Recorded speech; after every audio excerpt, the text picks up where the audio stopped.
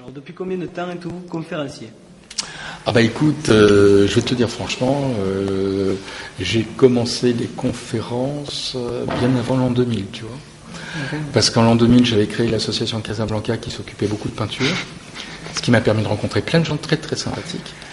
Et donc tu peux mettre 10 ans avant, quoi, tu vois, donc ça fait quand même une caisse, quoi. Ouais, ça fait quand même une caisse. Okay. Qu'est-ce qui vous plaît dans cette activité? Ce qui me plaît, c'est d'abord de parler de la couleur, de la peinture, des peintres. Et ce qui me plaît énormément aussi, c'est les rencontres humaines que je fais avec des gens que j'ai jamais vus, qui viennent parfois, comme ça, à la fin d'une conférence, te serrer la main. Et puis j'ai fait aussi, grâce à ces conférences, des rencontres exceptionnelles. Notamment, je pense à tous les villages de Corbière, notamment un, en Bresse et Castelmort, qui m'a beaucoup marqué.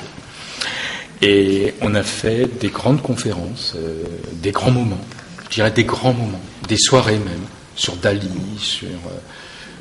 qu'on ne peut pas oublier. Alors, pourriez-vous parler de votre statut d'historien d'art? Est-ce votre unique passion? C'est ma passion, je pense que c'est ma passion numéro un. Tu sais que j'ai fait un doctorat à Montpellier, qui m'a pris pas mal d'années, où j'avais dû faire 500 pages, tu vois, sur les peintres, le Sud, alors sur Juan Miró, sur Barcelone, ça m'a pris beaucoup de temps, sur Jacques Dupin, plein de gens comme ça que j'ai rencontrés, que j'ai interviewés. Et puis une fois que je l'ai faite, donc j'ai présenté mon CV, et puis après je suis parti dans la peinture, dans l'histoire de l'art, et je suis très heureux de travailler avec la ville de Narbonne. Alors nous savons aussi que vous êtes peintre. Pourriez-vous nous parler de votre attirance pour la Méditerranée et ses régions? Oui, alors figure-toi, ce qui est intéressant dans le travail de recherche, c'est que commenter les peintres m'aide à peindre. Ah. Voilà. Et si je ne commente pas les peintres, je ne peins pas.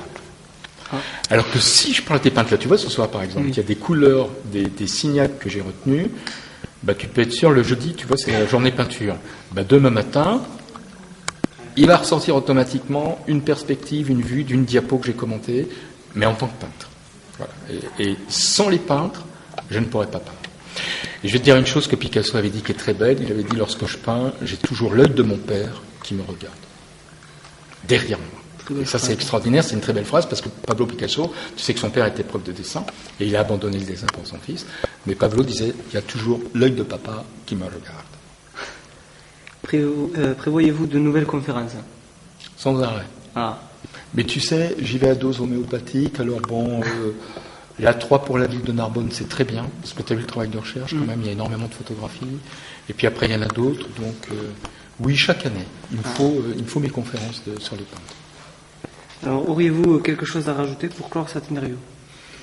Eh bien d'abord, merci d'être venu, merci à tous les deux, j'ai affaire à des très grands spécialistes de l'interview, et puis...